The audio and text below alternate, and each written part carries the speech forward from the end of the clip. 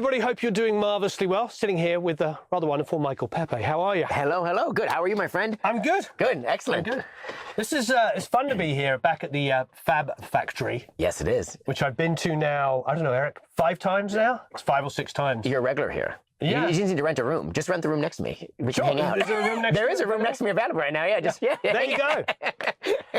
No, it's a pretty incredible complex. It's interesting because when I first came here, you came in from a different entrance. And yes. So I actually keep forgetting that this is the same place. Yeah, I've been here for coming up on a year. And in that year, we met at Eric's place. We met at Barefoot Recording through Eric, which I guess we'll get into later. But so I've been here for a year after Barefoot closed. And the amount of construction that has happened here, it's almost like I'm in a different... These 4 walls are the same, but everything outside of it is completely different. I mean, literally, like almost everything, including the bathrooms, you know? They've done a really great job here. Really great job. It's pretty amazing. You pull up and you don't know you're here.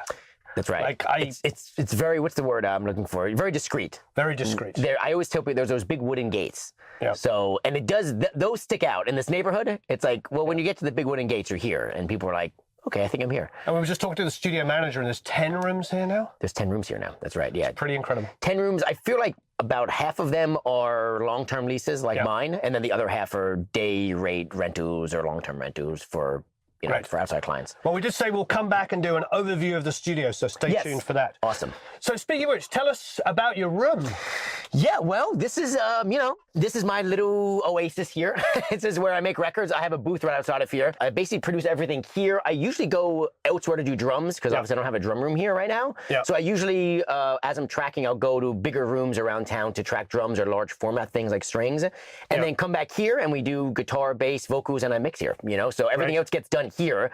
And I feel like it's a great process. One, because I like going to different studios and playing with their gear, so I still get to do that. Yeah. But then I get to come back to my home base where I have all my toys and finish things the right way.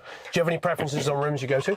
I like Capitol a lot to do drums and stuff like that. Unfortunately, I think right now they're closing up for the moment for a couple of years, from what I understand. Yeah, that's a new thing, yeah. That's the rumor. Yeah, I used to also like Sphere as well, but also that's gone private now since the pandemic. Yeah. There's also a room up in Laurel Canyon that I was telling you about prior, the Canyon Hut, who's owned by my good friend Danny Hutton from Three Dog Night. He lets me go up there, and it's a good vibe. It's actually Alice Cooper's old house, and he turned it. Yeah, it's in Laurel Hills, which is like an infamous old Hollywood neighborhood thing up there. And it's a vibe because there's a pool there and a barbecue and a really great API 1608, and you can't beat that vibe, you know. Yeah. It's really nice. Can you introduce us? I absolutely. That studio is great. So yeah, So I typically go there in Capitol, but now that Capitol is kind of out of the question, I'm looking for another larger format room, you know. Right. Hopefully they're going to build one here. Is the rumor actually that they're supposed to? That would be great for me because I could just walk up the street and just do it. So you're from New York originally? I am. I'm originally from Long Island, New York. That's right. I did move here from North Carolina, but I grew up in Long Island, New York. Yeah. How did you end up in North Carolina? When we were teenagers, the family moved down there. You know, my dad moved us down there, and then I went to college in Ohio. And then cut my teeth. I actually started producing records in North Carolina on a local level, and I've been here for 8 years in Los Angeles now. Fantastic. Yeah. You came for the weather. Well, kind of. Yeah. I mean, it's hard to go back. Definitely to New York after here. As a matter of fact, all my family that comes from New York, because they always come here and visit. Yeah. And the first thing they say is, I don't want to go. I don't want to go back in the winter. Like, they just want to stay here. I'm like, yeah, it's pretty good. It's kind of just nice all the time here, you know. When I asked you off camera, how would you describe yourself? You said an alternative rock producer. Yeah. I think that's the best way to describe it, because I feel like the genre that I work in, that involves a lot of top 40 stuff nowadays, but it also involves stuff that I'm just really passionate about that does well, but it's not necessarily on the top 40, right? Yeah. So I just say alternative rock because I feel like that kind of encompasses a larger bubble of stuff, you know, including some of the pop stuff I do. Yeah. Yeah. Now I see you have a lot of guitar amps, you have guitars, a ton of pedals. Are you... I have a habit, if you can't tell you. Yeah, it's good. Yeah. Are you finding that 90% of the time you're still recording playing live guitars and stuff, or do you use amp sims, etc.? I use amp sims only during writing sessions. So I do a lot of songwriting here in Los Angeles as well. When we're songwriting, I don't hook up amps and everything like that because it's a bit much and it's kind of unneeded because we're just trying to get the ideas out. So when I'm in writing sessions, I use amp sims. Yep. As a matter of fact, I have a pack coming out with STL tones. I'm doing a pack for them that's modeling all of my tones right now, actually. Great. But when I'm actually producing the record out, I will always have cabs and amps hooked up, always, 100% of the time. Great. For bass and guitars, yeah. I'm a little old school in that sense, but I have it down to, a science to this point where like we can get it done. Any particular favorites? I see you have Soldano. Like choosing babies, yeah.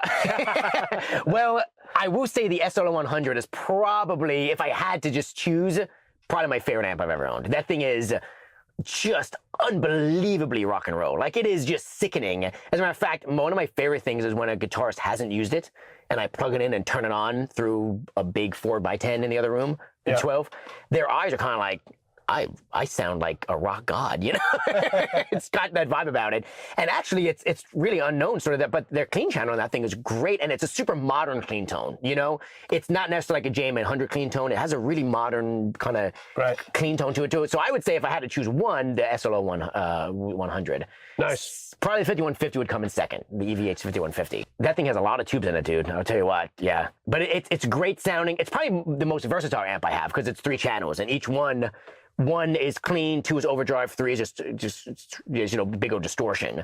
So when in doubt, I kind of plug into that because I can kind of flip through 1, 2, and 3 and just dial in and see where it sits. Yeah. I really just got that a couple years ago because Fender's been making those now, actually. They got the brand. So it was really cool, and my Fender guy said I should try it, so I did, And I really like it a lot, yeah.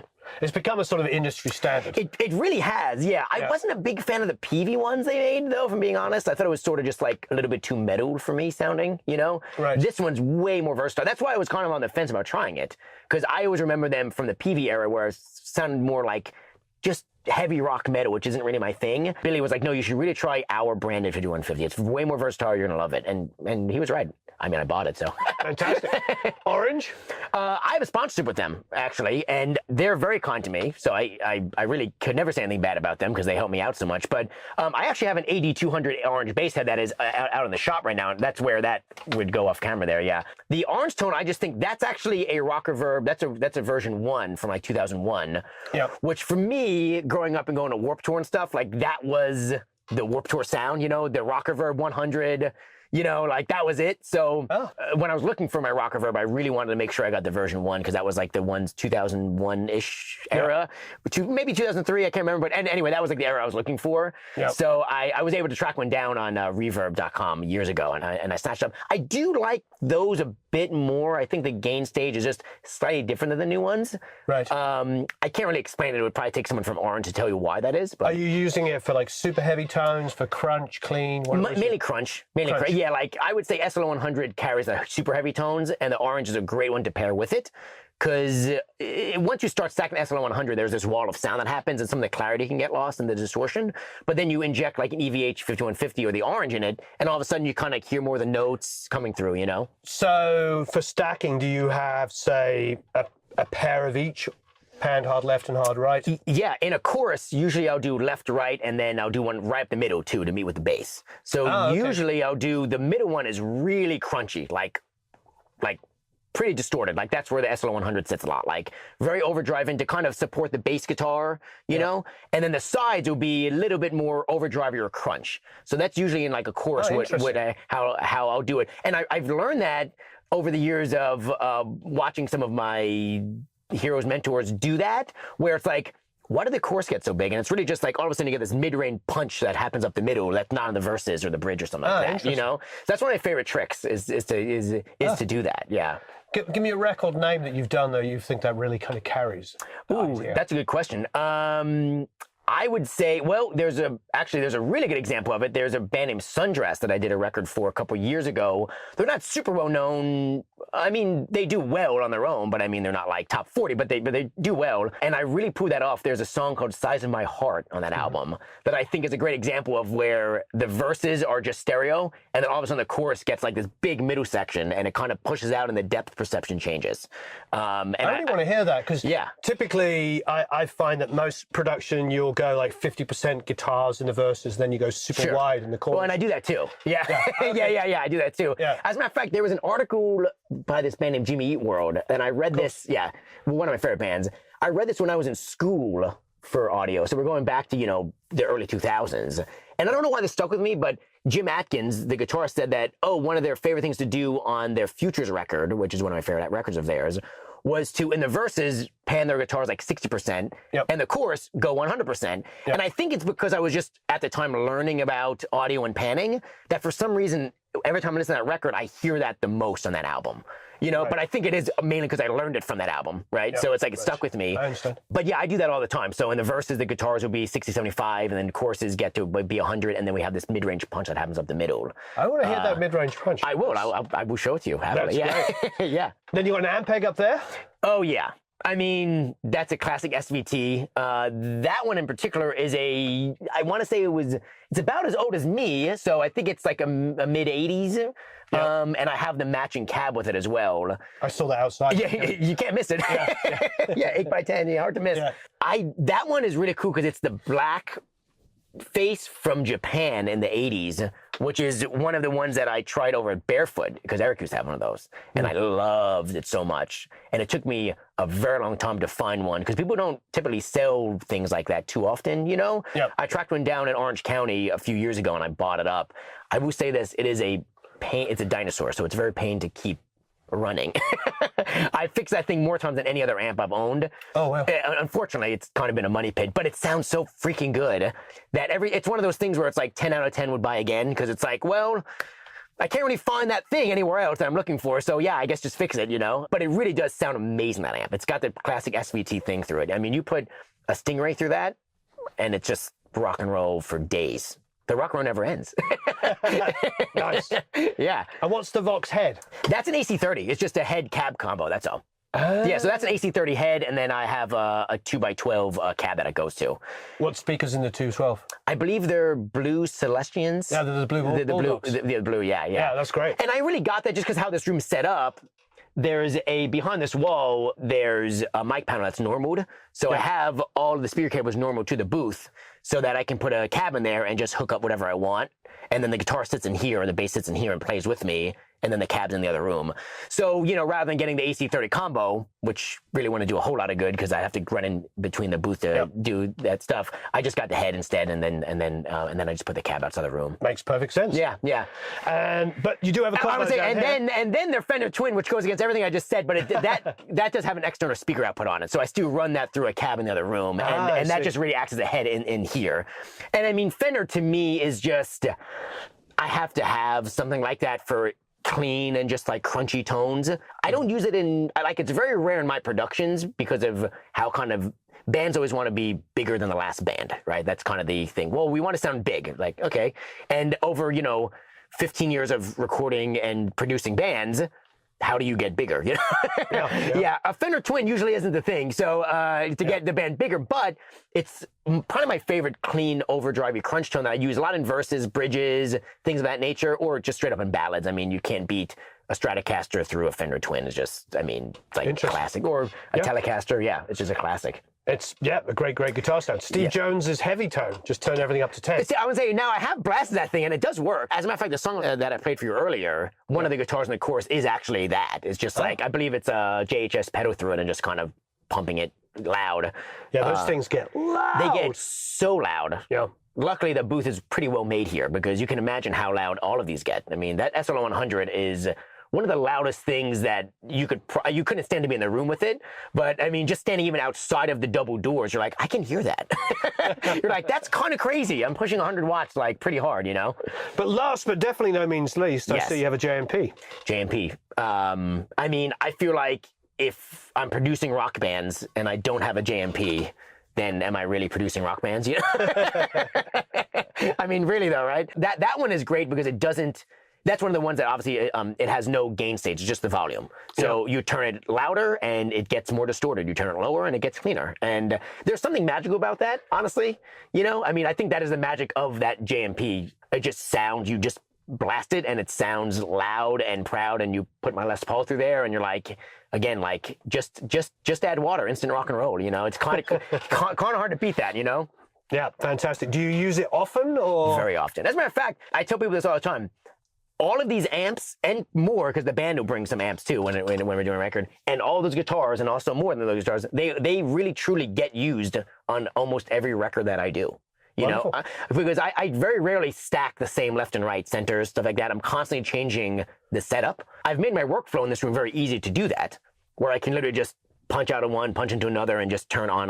You know what I mean? You know, I might put the Les Paul through the Marshall on the left side. I might put the Stratocaster through the Sodan on the right side. And then in the choruses, I may put the Jazzmaster through the 5150. And you get this, I mean, I'm choosing, it takes a while, I'm not gonna lie, because each part is gonna be its own subset of details that we have to listen for. Like, well, is this part in the chorus, is that really gonna sound better through the JMP because we need more high-end detail, or is it just power chord all day long and we can put it to SLO 100? And I'll try those things out. And bands usually tend to enjoy that process, especially guitarists, you know, they tend to enjoy that process where we're really spending some time trying every guitar, trying every amp, and then making the decision as to which one pairs better, which amp for each section, you know? That makes sense. The artist then connects to their own record. Exactly. Yeah. And it's always interesting to me as a producer to see them light up, because you can always kind of tell by the person's stature if they're digging it or not, right? You know what I mean? Like, let's just say I'll plug the Les Paul in the orange, and they're like, oh, this is cool, which is usually I'm not too excited about it, but sure, if you want to do it, I will. But then I might plug the Stratocaster into the Marshall, and their eyes, oh, I like this. You know, all of a sudden they're like into it. And at that moment, as a producer, I know I'm going to get the best performance out of them now, because they're connecting with the tone, they're connecting with the part better. There's some sort of clarity, and that plays a big role in what I choose for each section, honestly, you know? No, it's great. Yeah. Also, I feel like, for me, a lot of the very late 90s, early 2000s records, you would hear the same guitar sound on every single song. Yes, and then from one album to another. Yeah, yeah. And you'd well, this Copy and paste. producer made this record because all the drum sounds, all the... Yeah. And one thing I actually love to speak for that to a second, if that's okay. Please, is one thing I strive really hard to do is even if I'm making another record with the same band, I strive so hard to never do things twice. You know, as a matter of fact, there is a band that's been in right now who are making their second LP for a label. And there's been a couple of times when the guitarist has gone, oh, well, on the first record, didn't we do this and this and this? And I'm like, yeah, which is why we're definitely not going to do that on this record. You know, I don't want to copy paste ourselves. As a matter of fact, I purposely did drums at a different studio than we did the first time. You know, I'm using different amps. For that record, I rented a couple of different guitars just to make sure that we don't fall into the same pitfalls where it's sort of like, oh, here's record one, but with new songs. You know what I'm saying? Like, I really didn't want that. And I feel like as a producer, I want to completely reinvent the band and put a timestamp of their era on the record, you know? Agreed. That's really important. I think it's something that somewhat has been lost lately in some of rock production. Absolutely. There's a lot of copy and paste going on, and I think some of it has to do with budgeting and stuff like that, but I don't really care about that. I just honestly want to make a timepiece for the band of who they are at that time. And that is going to involve different pieces of gear, and the songs are going to call for different things, whether it be electronic production or synths or guitar, whatever that is. I'm really, really in tune with never doing the same thing on people's records, even in the same band and from different band to band. I never want to just copy and paste things, you know? Well, we've been here, getting off guitars for a second, but onto drums. I've been hearing the same drum samples on, especially in a heavier rock genre, on pretty much every single production. It bothers me on a very deep level. As someone that has taken great pride in learning how to record drums, and further, I think even more important, as I always say, you can get great sounds, but if you're not a good producer, it doesn't really matter, because you're going to get great sounds and the part's going to be messed up, so it doesn't matter. Someone who's taking great pride in learning sort of the psychosis of a drummer and how to get what I need out of them, you know what I mean? I like how you just said psychosis. Well, rather than psychology. The psychology of a drummer, the psychosis of the drummer. Yeah. That's good. I appreciate it. And that wasn't a mistake. I meant that. Learning that part of the process, I think drums is it's no secret. Drums and vocals are the first thing people are going to respond to, you know? I agree. I mean, really. And then as somebody... Say it all the time, I agree. Right. And then people are going to start to dig into the album, if they like it, hopefully, to hearing the more nuanced, areas of guitars and bass and like that. But, so it's really important to me, starting with drums mainly, and knowing that that's the first thing people are going to really be like, do I like this or not? I never use the same drum setup or samples in anything, because I want there to be an imprint of the band. You know, when I'm doing pre-production with a band, one of the biggest things I'm thinking of as I'm in the rehearsal space with them is looking at the drummer, listening to how he plays, thinking about, one, how I need to get what I need out of him, and secondary, how I'm going to present him in the production, you know? A great example is I did a record for a band and we did the drums at Capitol, and the drummer he's a rock drummer, but he's very nuanced. He uses a lot of ghost notes and stuff that aren't typically in the genre of rock, but I like that a lot. I think it was he's a very innovative drummer in that sense, you know? So I really wanted to think about how to capture that. And there was so I did a very expansive and very kind of different setup than I would usually do at Capitol for him, because I knew there was a certain thing I was trying to capture with him, rather than another record that I finished up a few months ago, just the most rock and roll dude, and I loved it. I mean, every hit is just slammed hard. I mean, he's just absolutely just destroying the snare heads every, 6 takes, whatever. I love it. And with him, I thought instantly, I'm like, okay, well, ribbons on the overheads, because the crashes are just, oh God, just piercing, as opposed to the other drummer who I might have used a brighter set of microphones for to kind of, because he's not really hitting that hard. He's kind of tapping the crash, even in loud sections, rather than the more rock and roll guy, Ryan, who is just, hey, maybe pull back in the first. You know what I mean? That stuff like that. So that all plays into the recording and production, which is why, going back to your original point, I just can't get on board with using drum samples the same, because there's no two drummer that I'm ever trying to capture the same way. It just is. I just don't. Every one has its own little ID to it, Right. Yeah. No, that's fantastic. Yeah. I love that, and I think it's something I feel like is missing. I agree. So much of those genres. The human aspect of it, Yeah. And I understand some of that has to, just because of how modern music is, we have to, we're not in the early 2000s and 90s anymore. That's fine. But I find people do react still to the human aspect of music, and I think it's something that I think was taken out when like pop bands like NSYNC and Backstreet Boys and Britney Spears were so big. That was cool for a while, but then people, I think at a point, sort of started to miss like the human aspect of music, and it became very robotic and very unemotional. And I think that's why we saw that big wave with American Idiot and Green Day and stuff come back in the mid 2000s, because it was like this reaction to that, where people just wanted to hear somebody play a guitar kind of fine, Again, it just felt like you could do it, Blink-182 was one of my favorite bands growing up, and so were the Ramones.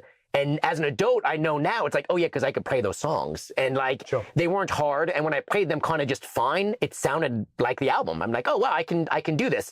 It might have given me a false sense of confidence that I can play guitar. Well, not really. I mean, playing a Ramones song doesn't mean you can play guitar, but it did give you that confidence, and it made you feel connected to the music, I don't know, playing those tempos of Ramones. Well, that's true. 1, 2, 3, 4. 205 for 2 minutes straight is not easy. Yeah, you're right. Yeah. But I think that's something that I really stay, as a producer, keyed in on, is the human aspect. Like, I will grid drums, I'll grid even basses and guitar sometimes with DIs and stuff like that, but I never want to grid them to a point where it feels like a MIDI instrument, where it's too robotic. I want to stay in the genre where I still give the band their feel, Right. The record that I was talking about that the band's in right now, the drummer Max has a great pocket. And any producer knows, if you get a drummer or a band with a great pocket, you have potential to get something really special out of the record, because the band's playing in their own pocket. It's not necessarily robotic. And Max has this great pocket where, when I was editing the drums to the grid, there are parts where I'm just like, no, that just feels better just coming off the grid just for a moment before you get back in the one. Stuff like the decisions like that are being made, I think, are really imperative to modern rock music. Right. Great. Yeah. Well, lots to talk about. Yeah. I mean, let's go over just talking about outboard and how are you? You've got a good array of pre's there. Yeah, I do. Some different flavors. I like to have options. I'm a huge API guy. As I said, going to Canyon Hut, they have that 1608 up there, and these guys are the V series. So we have the level and the gain stage, which is important. I didn't necessarily like this, but it was the C's. Maybe don't quote me on that. Where there was only one knob. It was just the gain. Right. And it got lower or hotter, These are great because I can do the thing I do on the consoles, which is up the gain and then turn the level down, so I can really get that API mid-range punch that I like so much, These are some of my favorite. This is the MPDI-4 by Undertone Audio. So it's Eric's mic priest. Eric's mic priest, who I think I said earlier, before I was here, I was at his studio at Barefoot making records. He's become a wonderful friend and mentor over the years, over a decade of time now, or whatever, close to. And I just love what this company does. You're going to see a few things in my rack from him because him and Larry Jasper, who is his co-creator of this stuff, they're just so in tune with what a producer needs because he is that. You know what I'm saying? He's not just a gear guy. He actually is a producer, and he typically makes things that he needs, and then other people also are like, yeah, I need that as well. This is a great example of that with the MPDI-4 because it's so versatile. You know, you can take the transformer in and out. You have 30 dBs worth of pads that you can turn on and off. You can absolutely just tank it and make it way more API, or you can kind of lower it a bit and make it more SSL sounding. As a matter of fact, when you buy these, it comes with a manual. It's called a WTF guide. And it kind of shows you, hey, this is more of an API setting, this is more of a need setting, this is more SSL setting, this is more of our transformer setting. So it really is probably the most versatile pre's that I've ever used and that I keep in my rack, you know? Amazing. Yeah. 1073 BAE. This pretty much sits on vocals and acoustic guitars 95% of the time. I just love how it sounds. Great. I don't like it that much on electrics, if I'm being honest. I think that it's a little mushy for me. But on vocals and acoustics and like string instruments, it's amazing. Like that's literally why I have one of them. Yeah. You know, because I'm usually using it on one microphone, you know? Yeah. And then the purple 1176? Yeah, this to me is the closest that I heard to the old, like, original 1176s. When I was looking for an 1176, my friends at Vintage King were so nice to let me go there and do, like, a demo of a bunch of, like, say, like, 5 of them, or I think it was 4 or 5 of them. And I blind chose this one out of all the ones they gave to me, you know, within the price range, obviously. I mean, you know, I was looking for in a certain price range. And this one won by far. I mean, this Purple Audio, they did a really good job on this. I just absolutely smashed this thing on vocals. I mean, I'm going down 20 on it, easy. Oh, I just absolutely smashed it. And it seems like the harder I smash it, the better it sounds. So I'm like, great. You know, I go and then I'm okay, maybe that clipped and I go back on it. But it's just like, you can just drive it until it's right to the point of peaking, and it sounds amazing, this thing. Yeah, I love it. Yeah, I love it. You got a 500 series down there. I do have 500 series. A lot of API EQs. 560s, yep. 550As. Yep, and then an SSL bus compressor. Are you mixing hardware? Well, basically, are you coming out of the box and using those for mixing, or is that tracking with EQs? For the EQs? Both. I mean, they're both. Yeah, I mean, I use them definitely during tracking all the time, mainly on guitars and bass. But, you know, I definitely, especially when I'm mixing something that I didn't produce, I'll use those a lot, and I'll send stuff out through them as well, you know. And then the SSL bus compressors on your mix bus? Yes, that's actually, I can talk about my mix bus later. It does sit on my mix bus alongside a few other things, but this definitely sits there as well.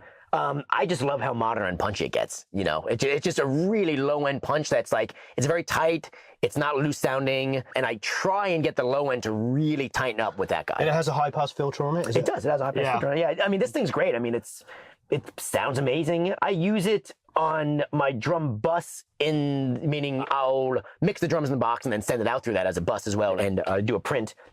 And then subsequently it makes it onto my stereo bus as well later on in the process. Yeah. So do you have like a drum print that's gone through that? Correct. And then just mute all the rest of the drums now? Exactly. Oh, okay. As a matter of fact, I do it through I do 3 stereo drum prints through the Unfairchild 2500 and the G series, and then I usually blend them together. It's like a bus, a crush, and then just the Fairchild sound. Yeah. And I'll blend those together for the drum sound. Actually, typically, you know. Oh, incredible! The API is just absolutely crushing the drums. I mean, it's just like really. It's a parallel crush. It's a parallel, exactly. Yeah. So I'll print three different. As a matter of fact, that's the setup of my patch right now. I was just printing drums. You can see here I have 3 of them. So is the SSL the spank for the pop, pop, pop, pop? Yeah, exactly. A lot of kick and snare spank. Yeah, this is just straight up just distorting and crushing. 2500 crush, spank on that, and then the Fairchild, just a beautiful soft. I would say it's just a nice, it just sounds great. Just beautiful, soft, not really peaky. You know, using it, I'm kind of always using it for some oversaturation a lot, where I'm like really driving the input gain on it and really hearing those tubes pump a little bit, but not super spanky like the SSL or the API is. You know, it's a much different sound. And then I'll take those 3 drum stems and sort of blend them together as needed. It's like, in this song I want more spank or more, you know, whatever, more crush, and sometimes that may even change, rarely, but sometimes it'll change, like in a chorus I might bring up more of the API to give it more of that punch. Right. It just depends. I mean, I don't do that a whole lot. I try and keep the drum sound pretty consistent, but I have done that once in a while, and it does work if I'm looking for some extra sauce somewhere, you know? No, it's great. That makes perfect sense, what you're describing. Yeah. I didn't mean to jump past. No, it's fine. The symphony, of course. Yes. I am a huge Apogee fan. And they know it because I love the team there. Right. Yeah. They are lovely people. They're lovely people, yeah. I just think that the converters on that thing just sound awesome. I mean, just straight up, they just sound really good. It just sits there and it does exactly what it's supposed to do, which is just... And you're a 48K? Is that typical for you? It is. I usually do 48, 32-bit is what I'm doing right now. I've experimented with go to 88 too, and I like it. I mean, it just kind of depends on the project, but usually I sit at 48 kilohertz with 32-bit on it is my new thing I've been trying out. So great, we'll see if it sticks or not. Yeah. Tell me about the Fusion. I still haven't used one.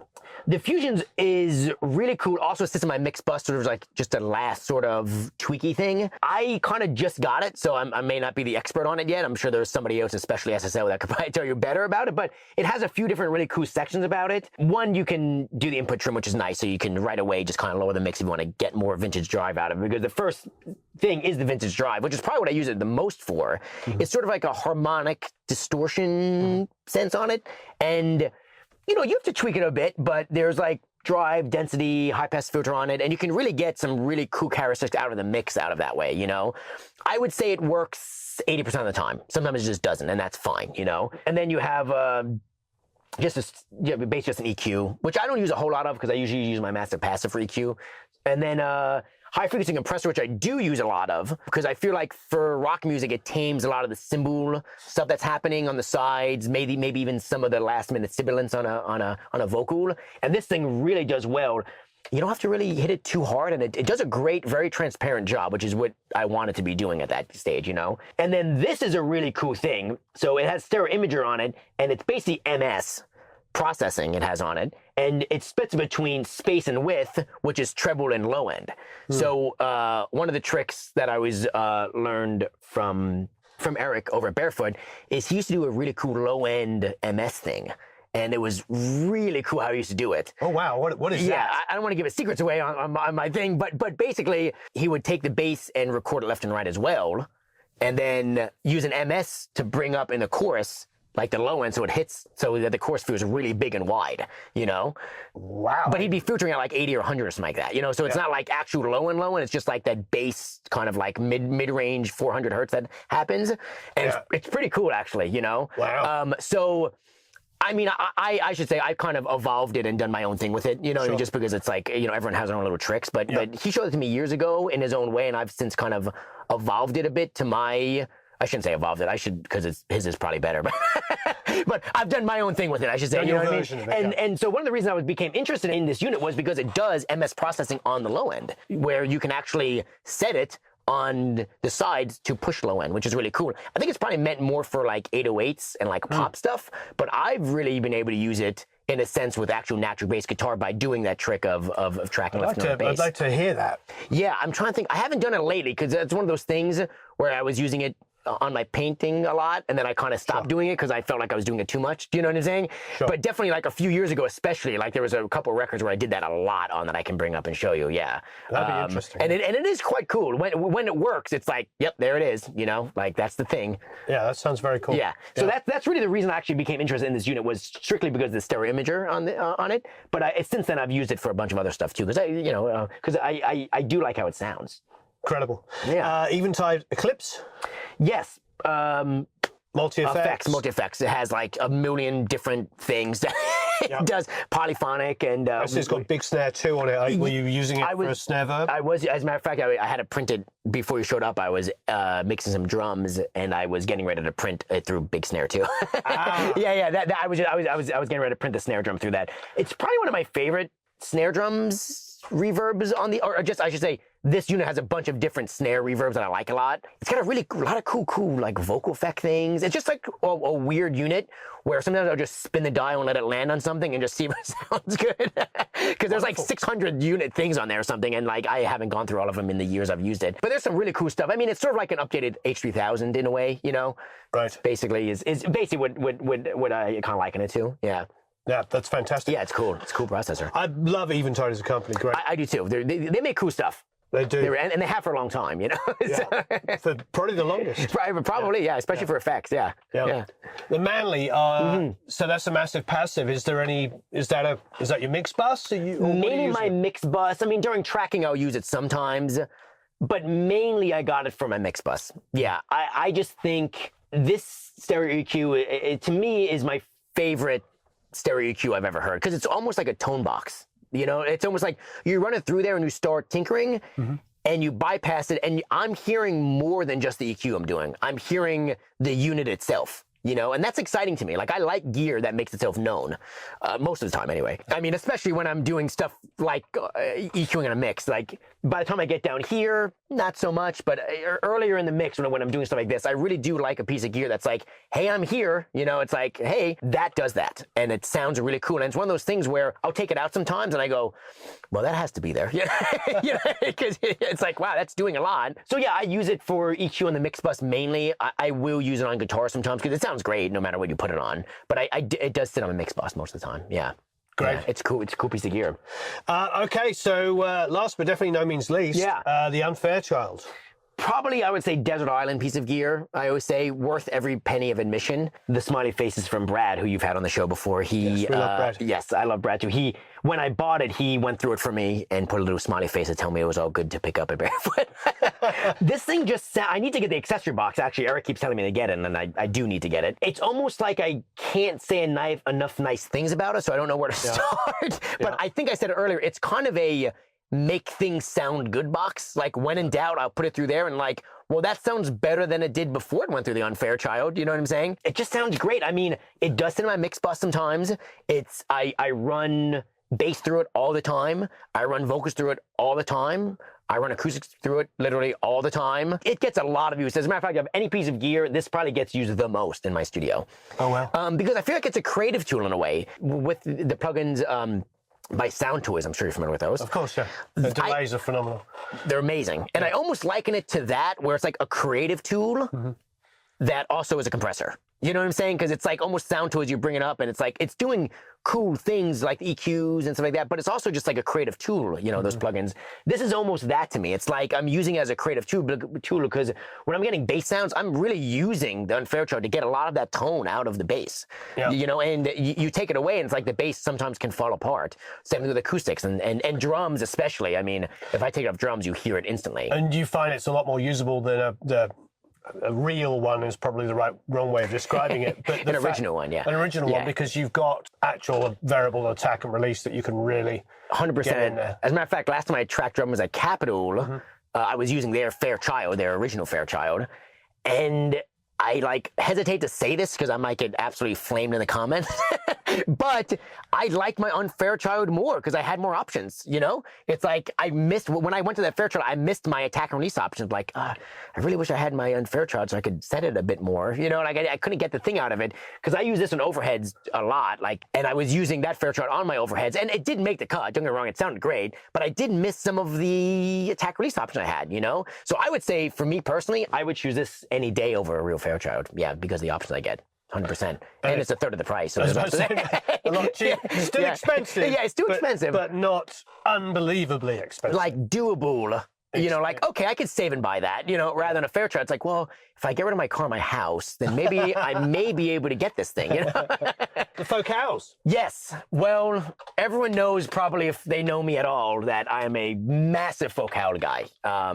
And full disclosure, I am a brand ambassador of them now, but that's a new thing only in the last couple of years. I've been using Focal for a decade. The reason I like them so much, I mean, there's a few reasons, and we can go through all of them, but being a really rock guy mainly, or at least a mid-range focus guy, how about that? Like, my productions always have guitars in it. Even if it's pop music I'm doing, it still has some sense of guitars in it. These speakers to me, because of the beryllium that they use, it makes mid-range easy to listen to for 12 hours. I've never worked on another pair of monitors in which I can listen to blaring guitars for 10 or 12 hours and not feel like my head was absolutely being just decapitated.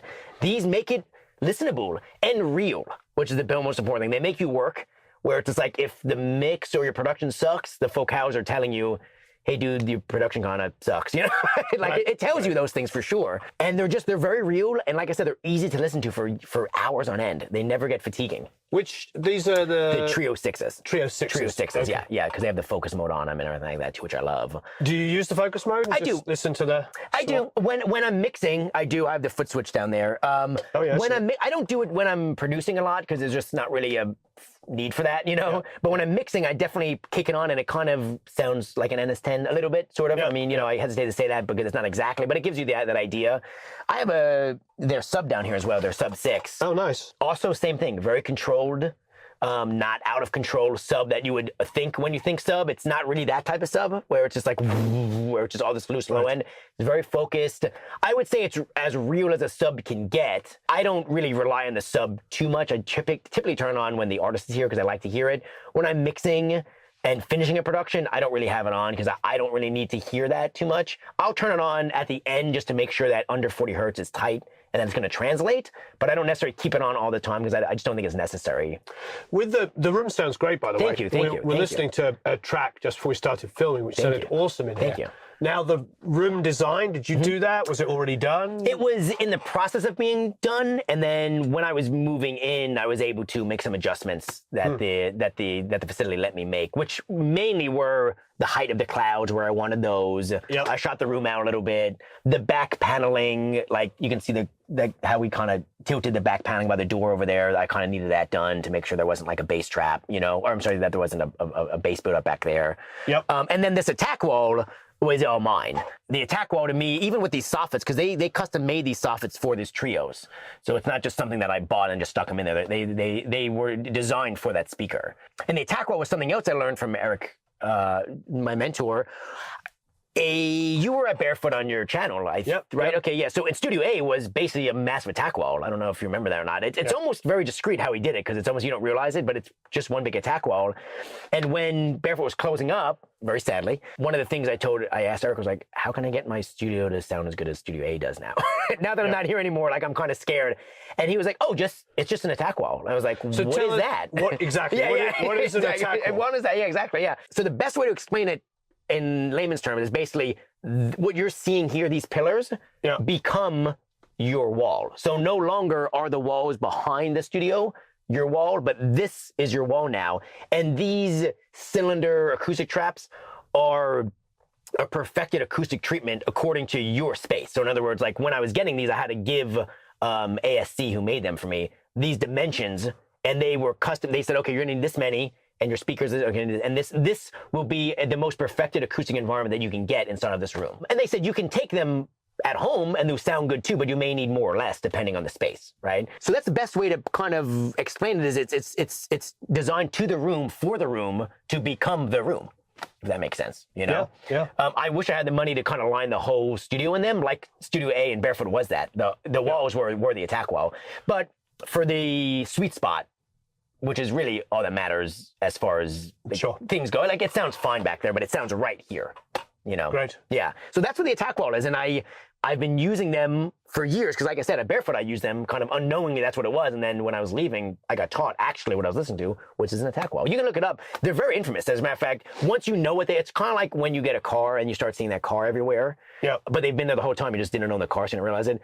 Now that you know what an attack wall is, when you look at studios, like, oh, that's an attack wall. That's an attack wall. That's an attack wall. What's the company that makes them? ASC makes them. ASC. Yeah, I don't know what that stands for. It's an acronym for something, but ASC, yeah. So they custom make them for you. Yeah, you get to choose the color and everything. Most importantly, the speakers. That was the biggest thing, was like, what are your speakers? And they did the shootout and made the soffits for them, you know? Fantastic. Yeah. It creates this, what I call a phantom center, which I think the vocals do anyway, where it's almost like you can, when you're sitting in the mix position or the sweet spot and you're playing, you know, through the speakers, it's almost like the vocal is like you can grab it or something. It's bizarre. And it's really bizarre. As a matter of fact, whenever I let a musician sit here, they get kind of like freaked out, like, because it doesn't sound like those elements are coming out of the speakers. It's really bizarre. The attack wall focuses that even more, where like the low, where it's like the bass feels like that too, where you feel like the bass player's like, you can like kind of go and touch the strings. It's really cool. Incredible. Yeah, I can't work without it now. I didn't ask you about that little UCA at the top. Oh yeah, the GB tracker. This is a new thing. They just came out with that. I just got sent one, so I want to try it. You're gonna love it, right Really? here. You're gonna love it. Yes, it's become.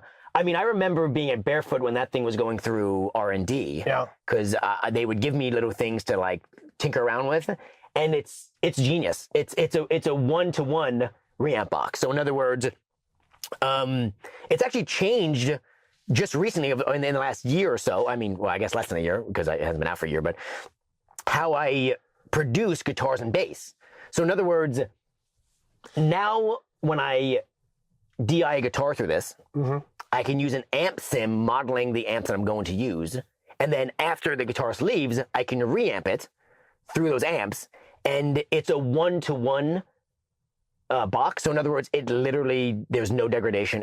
I've done tests, and so has Eric, obviously, where I've had the guitarist play the part in front of me through the SL100, and then play the part through that, and then reamp at the SL100.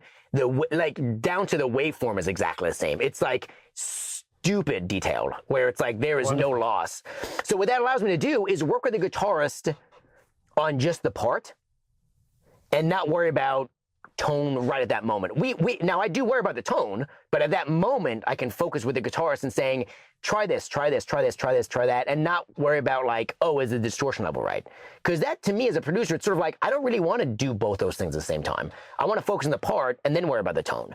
And then we can spend more time getting the tone later because we have the performance that we want, and then go into the amps and really spend more time tweaking and playing where we don't feel like and you can comp together the perfect part. And I was gonna say, and it's a lot easier to comp together the perfect part, which was the next part of that. Yeah, exactly. Which can is be a pain in the butt. Can be a pain when you've only got mic performance. That's right, especially because on my cabs I use 4 microphones on my cabs. I mic up each speaker, so you know there's 5 tracks attached to each guitar part. There's a DI and 4 mics.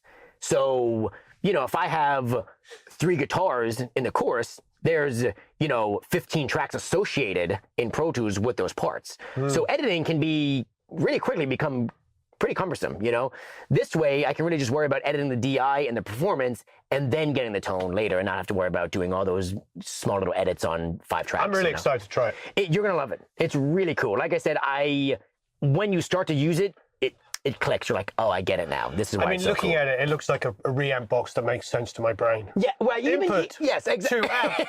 Input game. Yeah, exactly. Output game. Yeah, it's like the dummy 101 reamp box. It's like, thank you. Yeah, which is what we need. What we need. I don't want to have to think too much about any of this stuff. You know what I mean? Yeah, it should just kind of work. I like big knobs. I will say that. I think there's a theme here. Yeah, I like big knob thing that I can just turn and twist. Yeah, exactly. Yeah. Yeah, you don't want to sit there going, oh, yeah. Really not good. No, it's not. No. So, the Nero. Yes. I like this thing. I love it. Actually, I love Audien. I think they did a good job on this. I think I was saying before we started the camera, it does exactly what it's supposed to do, and it's transparent. It stays out of the way, and it sounds, I think, good. But like I said, I don't even think it shouldn't really sound like anything. It just does the exact thing it's supposed to do.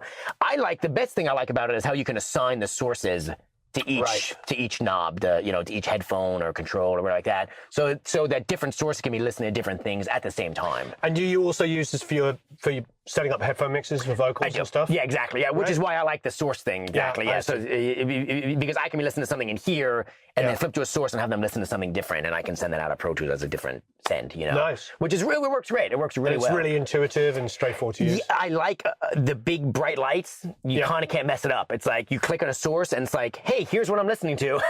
Right. It's like, hey, this thing's lit up. If it's not lit up, you're not hearing it. These headphones are awesome. I know they're sick. Have you used them? Yeah, I have a pair. They're a little scary. They're almost too good. I listen to vocals sometimes and go, I need to remix the vocal. Exactly. I'm hearing like all these little imperfections that I never heard before. And that's actually how I feel about their speakers too. When I first started using their speakers, I felt that way. Yep. I was like, oh, this is telling me things that I didn't know before. And that was very exciting to me. And also terrifying. Terrifying. Yeah. And I just got these actually, my guy from just sent them to me after NAMM. So literally that was last weekend. Paul Benedicts, do you know him? Yeah, Paul. I know Paul very, very well. Paul's the best. And actually, I've been mixing Dolby Atmos a lot. A lot of the records that I'm doing, I'm getting requests for Dolby Atmos mixes, of course, you know. These headphones I'm really interested in because I think they're going to become a vital part of my Dolby Atmos mixing process in binaural mode, you know.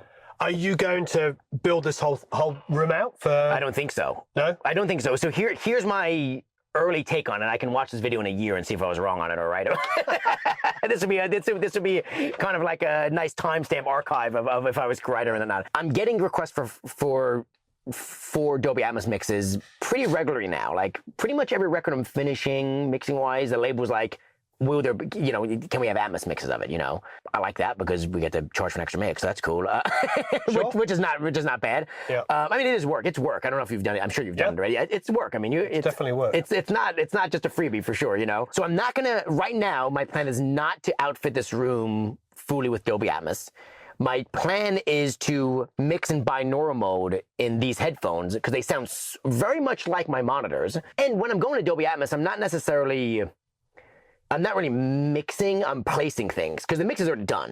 Right? Sure. So I'm not really EQing anymore. So you're stemming everything out. Exactly. I'm stemming everything out. It's already compressed, EQ'd, etc. So now it's more about where do things go. But what are you doing with verbs and delays? I'm printing those as stems as well. So separate stems? Separate stems, right. So you can have a guitar part, have its own reverb, and then choose where to put the reverb. Right, so I could put the guitar here, and I could put the delay here if you want, you know, and it's really cool stereo thing or whatever like that. So I'm printing each thing independently, which, like I said, it's a time-consuming process, but I think, I mean, maybe some incredible, I think with how I'm mixing, which with so much outboard gear, that's really the only way to do it, is just to print the mixes, each stem through the outboard gear I'm using, and make drums, guitar 1, guitar 2, bass, effects, vocal, you know what I mean? I have everything there. And then when I go to binaural mode on my headphones, starting to place things in the right way, and the headphones sound a lot like my monitors, as I said, so I feel like I'm getting the same idea of how the mix sounded out in the world, out here in the headphones.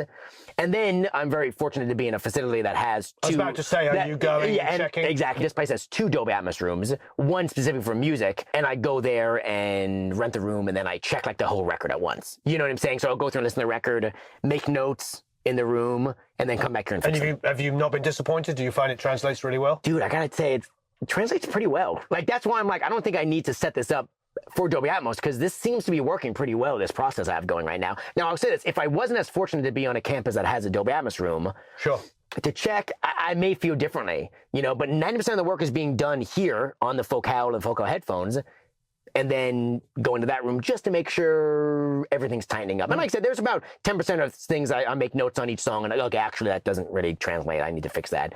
But 90% of it I feel like I can get right here. I think it really depends on where Dolby Atmos goes, right? Like what do we, you know, I think we don't know yet how popular it's going to be and where that's going to go. Right. I think immersive sound is not going anywhere. Totally.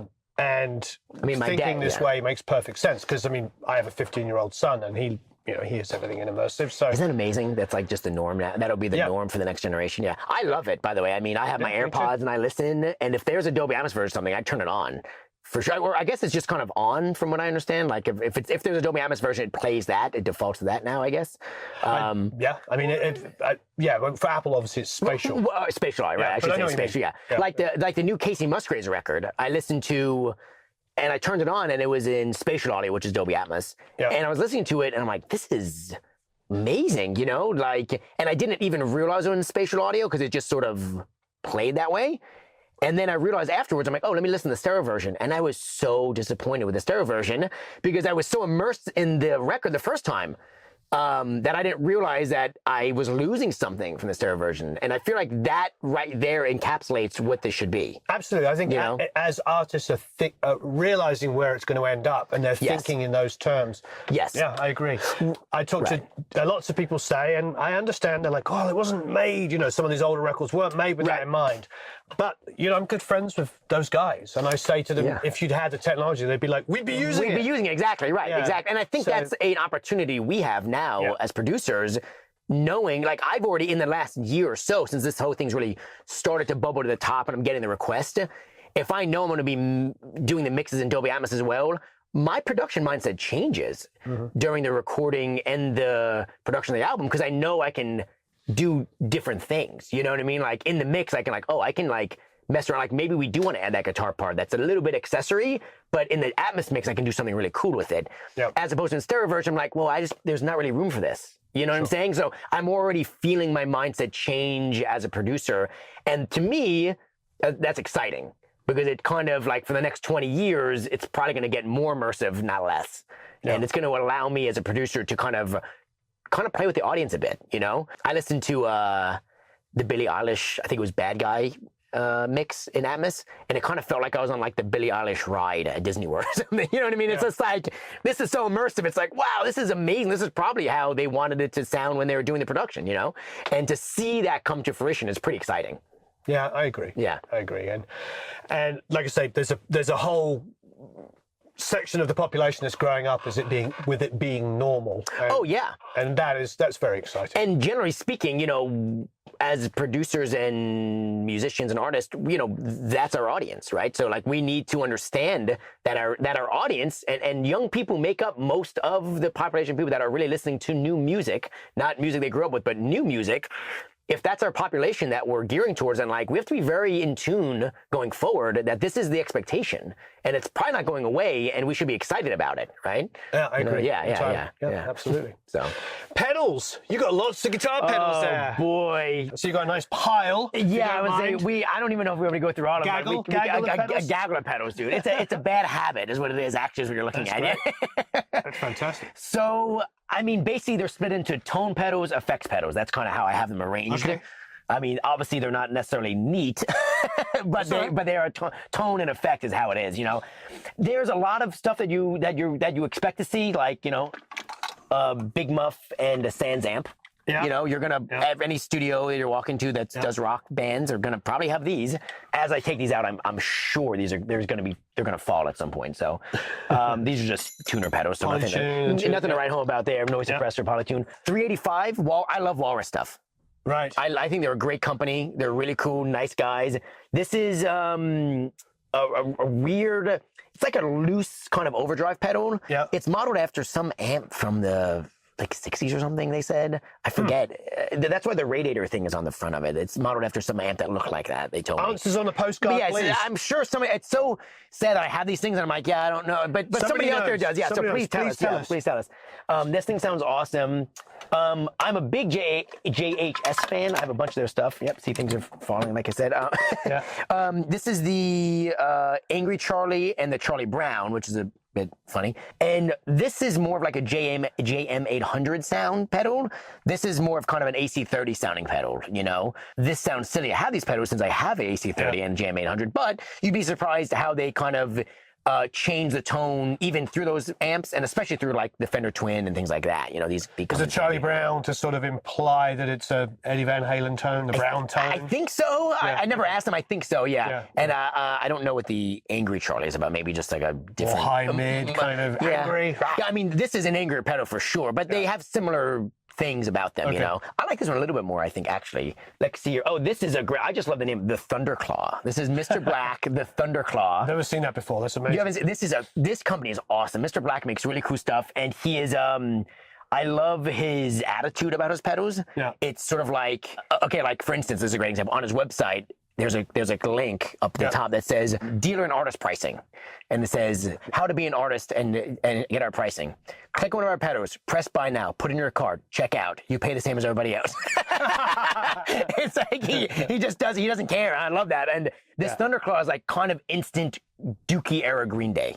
Like literally you turn this on, you're like, well, sounds like we're recording Dookie. It's really cool, this pedal, and it sounds great. The low end is very controlled. I find it's best with a Strat, personally, because the low end really punches through with the Strat. Yeah, that's for me, you know. Coils. Yeah, lovely. Yeah, the single coils, exactly, yeah. The Rusty Box. This is a bass pedal. Have you ever used it before? Never even seen it before. Really? The Tronographic.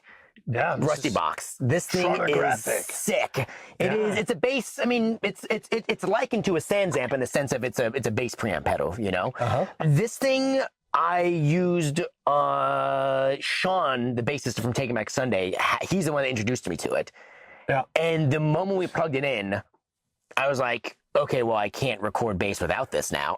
It was like one of those like changing like This is just part of the tone. This thing through the Ampeg is absolutely blistering. I mean, it is like, pretty much, if you listen to my records, like 85% of the bass tone is the Ampeg SVT with this guy. You know, Right. the Sans Amp will make it in once in a while too, because it does do a cool thing. But this, to me, is bass heaven. Like it is the thing. So please check them out. I think they're a Canadian company. The guy's really nice that runs it too. He's really cool. He makes them himself. Fantastic.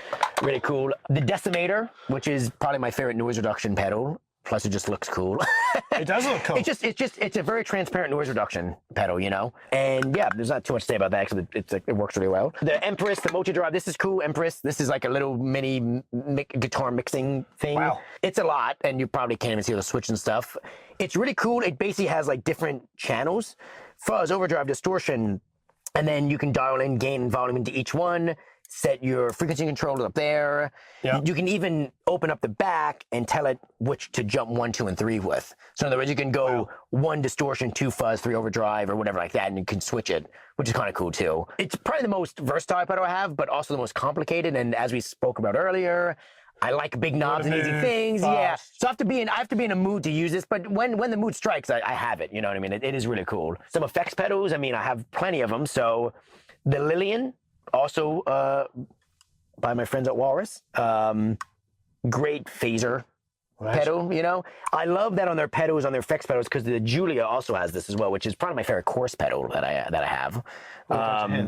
This thing's awesome. Very warm, 80s, saturated chorus pedal. Sounds really cool. But I love, on both of these guys, they have a dry, up the middle is the effect, and then you slowly get to a vibrato tone. That's what the V means, which is really cool. So you can kind of like drive the effect too much and kind of get a different tone out of it, which is really cool. These two guys are beautiful. Plus, they just look pretty. These pedals, you know, they do really. They just a great job on them. Also, Walrus ARP 87, great echo, really cool echo. It's a few different programs that I love about it: digital, analog, synth. The synth setting is really cool. What's the synth setting?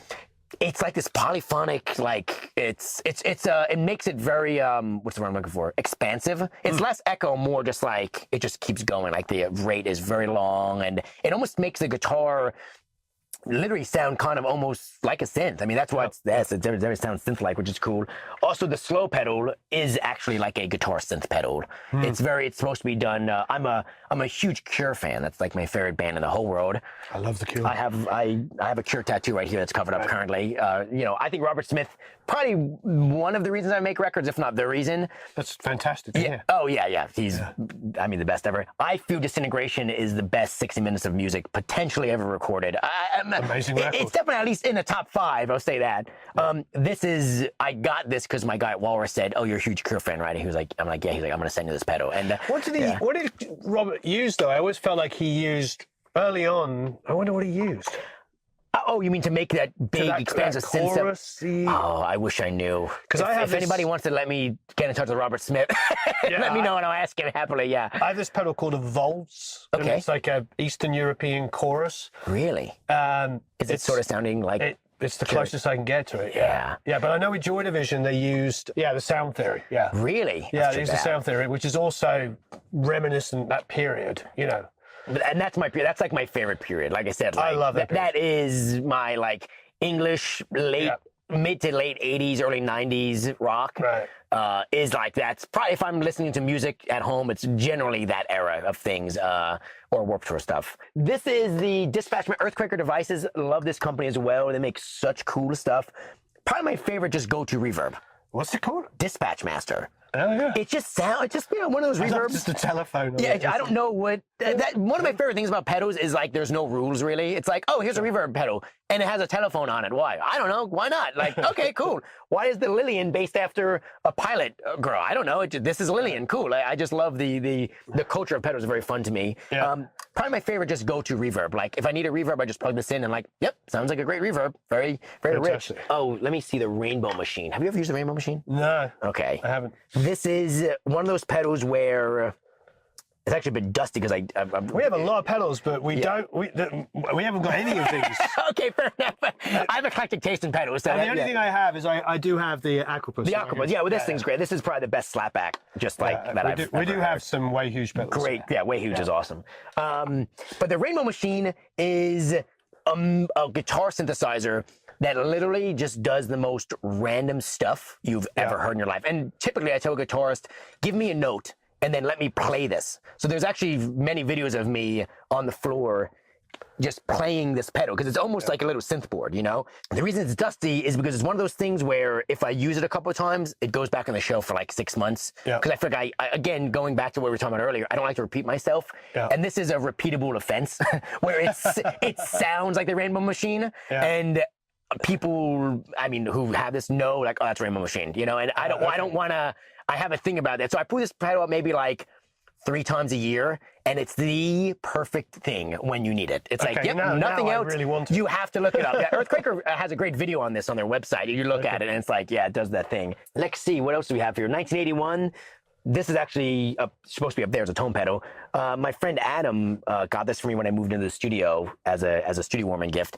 Great overdrive, just good sounding pedal. And I would say, and the look of them are so, the machining of it is beautiful. Exactly, it's beautiful, that pedal. Sounds great. It's got some real nice, it's got some nice weight to it too. You can really hit someone in the head with everyone. It's really nice. Amazing. Yeah. Let's see, Eric gave me this when we were moving out of Barefoot. This is the Flanger BF3 Boss, and my favorite thing is that it has a super flange mode on it. So you can flange or you can super flange. Super flange. And the super flange mode is, not gonna lie, it's pretty cool. Like it's wild and weird, and like you put it on something and you're like, this will either never make the mix or it'll be the perfect thing that will be the centerpiece of it, you know? On Modern Life is Rubbish, Blur, there's this amazing guitar sound, and I was like, so when I got hold of Graham, I was sitting down talking with him, and I was like, how do you get this great guitar sound? And I thought he was going to tell me that it was like some like little known Japanese handmade pedal from the 60s, and then he goes, there he goes, Boss BF2. And I said, how did you have it set? And he goes, I think all the knobs were in the middle. You're like, man, that was cool but disappointing, you know? That's actually, I once asked Eric about how he got the acoustic sound on Motorcycle Drive-By. I don't know if you know that song by Third Eye Blind. One of my favorite Third Eye Blind songs, and the acoustic song, the acoustic sound of that song is like mind-numbing. If you haven't heard it, anybody go listen to it. And I asked him, and he goes, I just put the microphone in front of the guitar in the live room, and it sounded like that. You're like, You're like, I wish there was a story there, but that's what I tell people as a producer. It's like, most of the time I just want to set it and forget it and just worry about the performance. And that's one of those moments where I wanted there to be a story, and the story was the guitarist was really good and it sounded great, you know? It's like, oh, there you go, you know?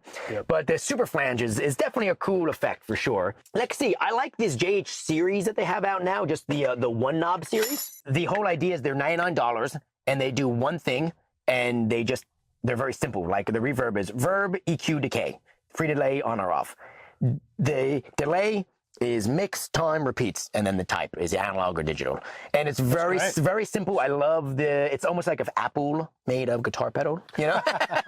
Not Amazon. No, not Amazon. If Apple made a guitar pedal, it'd probably be like a simple, pitch white, really cool.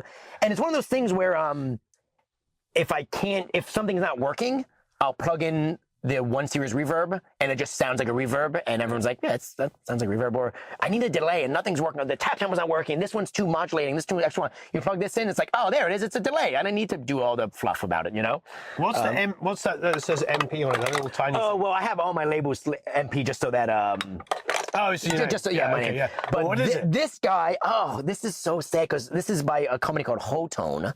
And they don't make these. They used to make a whole lot of miniature pedals, which I guess because the practicality of them were kind of not great, because the stomping of this and playing with it would be tough. This is a bit crusher. It's called Crush with a K. Oh, wow. And this thing is so sick. It literally makes everything sound like Nintendo. And it's so cool. It's like a little robot. It is. Like Robbie the Robot. It is. It's a little pink guy. It's silly. As a matter of fact, there's a song I did. We're going back probably a decade now. I've had this pedal forever. Where I ran, and there's this bridge that ends in the song, and I ran the whole mix through it, and everything just goes, just kind of falls apart. And then the downbeat happens and the big hi-fi punch, you know? It's really cool, that pedal. But they don't make it anymore. So you can find it on eBay, wherever. Yeah, exactly. It's funny because I bought this pedal for about $80 probably a decade ago. And I went on eBay to get a second one now that they don't make it anymore, and they're going for like $200. I'm like, okay, of course. Well, so I didn't buy it yet, but if it breaks, I will. The Descent is really cool. Again, this is a Walrus Audio guy, and this is like a synthy sort of reverb thing. You can kind of see a theme here with my effects. You know, I like kind of like big expansive stuff. Yeah. The cool thing about this is you can blend between dry and there's shimmer, reverse, and halls. But the cool thing about it is it has pitch on it. So you can actually pitch the reverb down an octave or an up an octave, or both if you want. So that you can have the guitar be, you know, like this dry cool thing in up front, and then the reverb is pitched, so it sounds very much like a synth or something like that. Yeah. This is a cool one, and the shimmer one is probably my favorite option on it. The reverse one is kind of crazy. The hall is cool, but it kind of just sounds like a hall reverb that's pitched. The shimmer is like where you get this like really big landscapey sound from this thing. Really cool on this guy, yeah. Oh, this one's really fun. Here, you love this.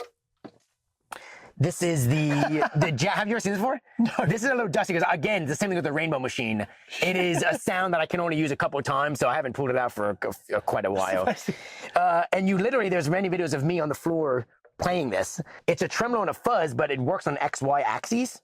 So you literally, this side is your trem and fuzz, and this side is, I'm sorry, your trem, this side is your fuzz, and you just kind of play it, and it sounds quite a bit different. It's really cool. Again, many videos of me on the floor playing with this. I admittedly have not put this out for probably a year because you can see it's dusty, and that's kind of sad. But it's inspired me. Maybe I'll put this out on this record that I'm doing right now. Actually, it's really, really cool. And plus, everyone's just like, what is that? Because it looks like an RC control or something like that. It does look like a radio. It's really cool, yeah. This is a really cool company out of the OC. It's privately owned, New Neighbor. And they make a plugin called the Wet Reverberator that I've done a preset pack for, and I use it all the time on mixes and stuff like that in the box. Wonderful. But they're a plugin. I mean, I'm sorry, they're a pedal company that makes a couple plugins. This is the chorus pedal. Again, a bit of options here, which I don't normally like, but the cool thing is it's all just detented, so you just kind of flip through them really quick, and it's almost like going through the Eventide, just flip through and see which one you like the best. It's a chorus pedal, and this one and the Julia usually fight it out for who ends up winning on a chorus guitar. This sounds really cool. As a matter of fact, this actually sounds kind of cool on like a bass, if you want like a chorusy bass sound. Nice. This one is my go-to for that for sure. It's cool. It does have a stereo out on it, so that's kind of cool. Do you record in stereo often with choruses? Not typically, but sometimes I'll run things out of the mix into guitar pedals. And in that case, it's really cool, because then you can run it out left, right, and not have to do it twice or whatever like that. So more typical that I do it that way, yeah. I see. Yeah, I mean, I guess, the Avalanche Run, the Strymon, this is, I'm sure everyone's heard of Strymon before. Yep. Very rich reverb pedal, very cool. I use this a lot as well. Yeah, you got a lot of verbs and stuff. A lot of verbs. Yeah, I mean, this, because I have a lot of amps, so the tone pedals I use sometimes, but I typically go to my amps first. Effects, obviously, is what I'm going to go to for pedals the most, so I have a lot of effects and echoes and stuff like that. One of my favorite things with this Roland EV5 to kind of twist, because this is a cool thing where if you plug in the expression pedal, you can set it to what function it is, and there's a function on here called the twist function, which basically is the modulation function. So you can hook it up, turn on, play a note through it, and then use this to kind of play the modulation. And there's actually an outro of a song by this band named Wilder on Rude Records, where I literally stacked it 4 times, and I had him play each chord of the note and ran it through here, and I played the EV5 on each note. Nice. And did this really cool wild outro of the song where everything's modulating and falling apart. It's really cool. Just a lot of really creative expression stuff on here on this guy. Yeah, I love seeing a space echo as a pedal. Yeah, I should have a real one probably too, because I use a lot, but it's just cool to have as a pedal too, It's fantastic. Yeah, it's really great, and the input is nice because you can really kind of use it as a distortion. If you really punch it on, it becomes like this oversaturated weird thing, like a space echo would do. I mean, obviously not as cool because it's not a tape, but it does the thing, It tries to emulate the thing, yeah. Guitars for days. So we have the Greco, that's a bass. Yeah, the Greco bass. They're a Japanese boutique company. Yeah, pick them all up. This is a cool one. I love the design of that guitar. It has that guitar I use. I'm sorry, that bass guitar I use a lot. It has a very just kind of like a low mid, like woofy, cool. I don't want to say hard rock sound, but probably more of the harder stuff that I do. I pull that out first. And it's a Greco. It's a Supreme Sound Buster. Isn't that a great name for it?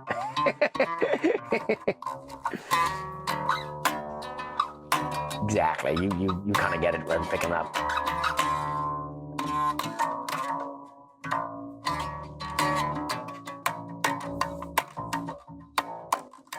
Yeah, it's fun. It's a fun bass. It's really fun, and like I said, the body design of it, it's just very innovative for bass, you know.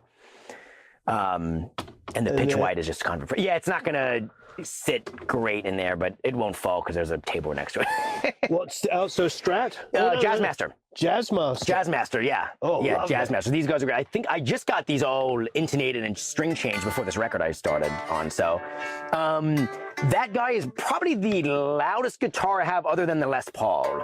Like, it just, you plug it in and it's just loud and it's rock and roll, man. Like the dual single coils are really cool on that guitar. I love the bridge on it. I think it sounds great. It's great for palm muting. Yeah. And the great part about it is the pickups, I think, really sound different. You know, the neck, mid, and bridge pickups sound radically different on that guitar. You can get a lot of different tonalities out of that guy. Yeah, I like this. And you got to get it in the rock and roll silver, you know.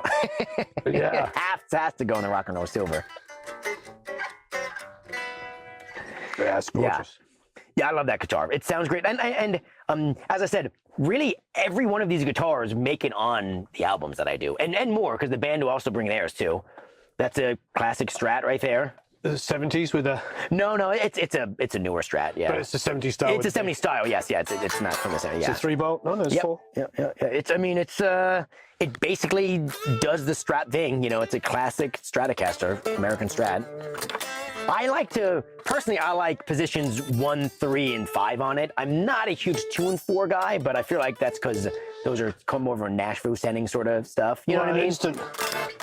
Yeah. Instant Martin Offner. Exactly. But that thing through my JM800 is pretty magical, I gotta tell you. It's really, really cool. They told me that's an Arctic blue, but I think they might have just sent me the wrong color, if I'm being honest. When I ordered it, I don't see any Arctic blue in that. It looks pretty white to me, but that's fine. I like it, you know? It's gorgeous. It's a really pretty color, yeah. That creamy, I think it's a cream white kind of, but great little guy like that. Is that a telly? I have 2 tellies. This is my lipstick telly, yeah. Lipstick pickup up there, yeah.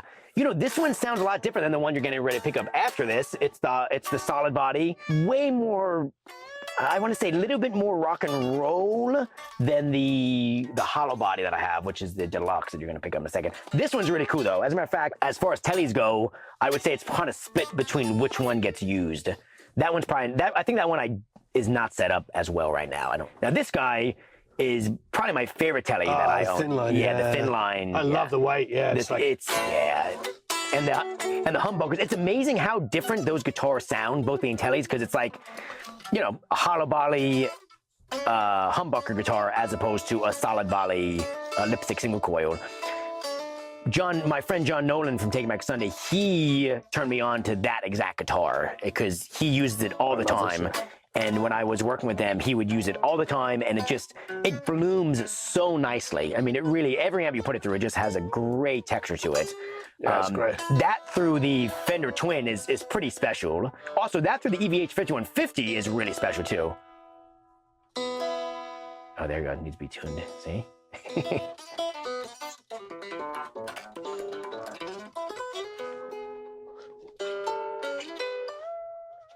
Oh, it makes me want to plug that in right now, actually. Yeah, it's I just love that. It's a really gorgeous guitar, yeah. Yeah. That probably gets, out of the guitars, that one and the Les Paul probably get used the most, I would say. It's a Fender acoustic? This is a Fender acoustic. I actually have a Martin acoustic in the case back behind you. Yeah. This is pretty much just a writing guitar. I like it's light. Yeah, it's very light.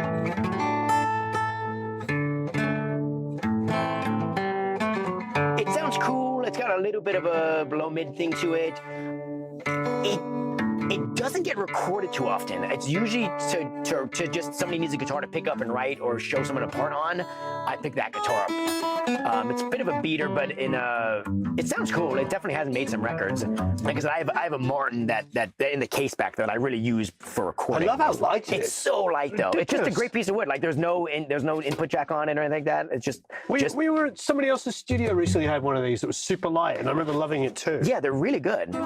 I think it's part of the Paramount series. if I'm mistaken. I think, yeah. My Martin makes more records, but that just sits out and people just use it to beat around on. And sometimes I'll just put a mic in front of it because it just sounds good, you know? Now that is... Whoa, heavy. Yeah, I know, especially compared to the Fender you just picked up. Right, exactly, yeah. That may be my pride and joy, probably, if I had to choose a child out of the guitars. I mean, you know, that's a Les Paul standard. You just plug that thing in, and it's you almost have to try to make it sound bad, if I'm being honest. I mean, that's kind of where we're at, where that thing sits at, you know? And I just got it set up, but we've been using it a lot, so it may need some new strings, who knows? But that's a really cool guitar. Beautiful. And then what's the bass? Stingray, the Ernie Bo Stingray. Oh wow! Yeah, I love that. That's an active pickup bass. What strings are these? Those are the Ernie Bo strings. They're the Power Slinkies, I believe. I put on them. Yeah, I mean, dude, I'm telling you, like that through the SVT with the Rusty box is like just power-soaked rock and roll. I mean, anyone that hears it, I don't think couldn't react to it, you know? That guitar is probably my favorite bass I've ever owned. And the cool thing, it's got EQs on it too, which are detented. So in other words, you can kind of feel it go over 0. Right. And then left and right would be less or minus, or, you know, more or less, which is really cool too. And pickup selector, the headstock is beautiful with the really dark wood on it. I love that. That bass, that bass makes it a lot of stuff.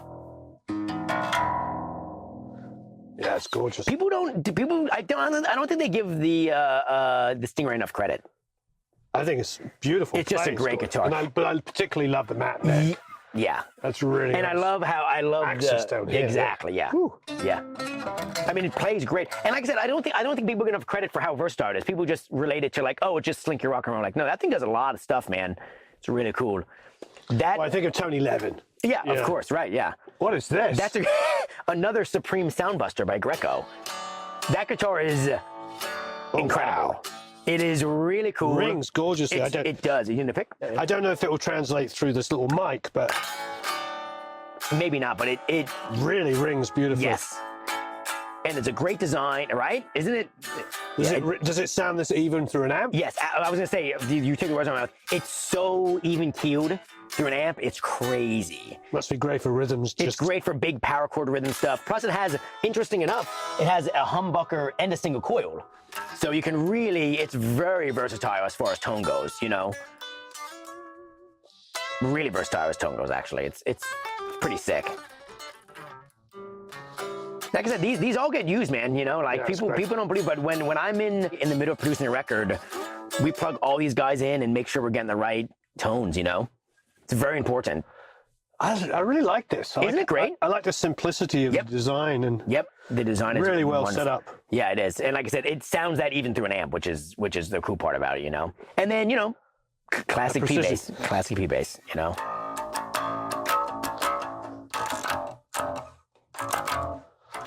And if you ever, you know, I'm sure everyone's used a P bass. That is, you know, it's undeniable. Yeah. Just always sounds good. When in doubt, plug the P bass and SVT and you're good. You know, like it's kind of like a desert island, like, well, the go-to, yeah. Just plug it in and, you know, you don't have to even do anything. It just sounds great, you know? Fantastic. Yeah. What's your preferred vocal mic? U87. Nice. Through a 1073 into a 550A into a 1176. Fantastic. Yeah. Presumably the purple. The purple, yeah. I'll take an 1176 so I can get. But yes, typically that's my vocal chain. I love the U87, especially for rock music or even just guitar. Again, I say rock music, just guitar-based music. Yeah. The vocal really blooms and sits on top of those big guitars really well with the 87, I find, especially the AI. Great. You know, which is the newer version of the U87. Perfect. Yeah. Well, great. Thanks ever so much. Thank you so much, man. This was a blast. I really appreciate it. A lot of fun. We've been trying to do it. We tried to do it when you were at Barefoot. Please leave any comments and questions below. So long, farewell, auf Wiedersehen, au revoir, tout zines, rock and roll. Choose, tout zines, rock and roll. See you later. Bye now. Thanks. Bye-bye.